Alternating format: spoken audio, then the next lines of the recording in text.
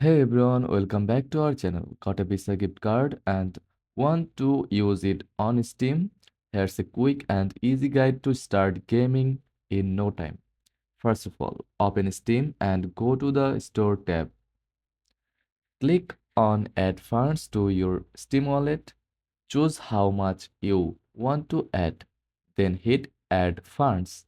At checkout, select Visa. Then enter your Visa gift card number, expiration date, and CVV. If Steam asks for a billing address, register your Visa gift card with a zip code on the card issuer's website. Click Purchase, and if everything checks out, your Steam wallet will be loaded. Now, go grab your favorite games, and that's it. Easy, fast, and hassle-free. If this helped, like and share for more gaming tips. Thanks for watching.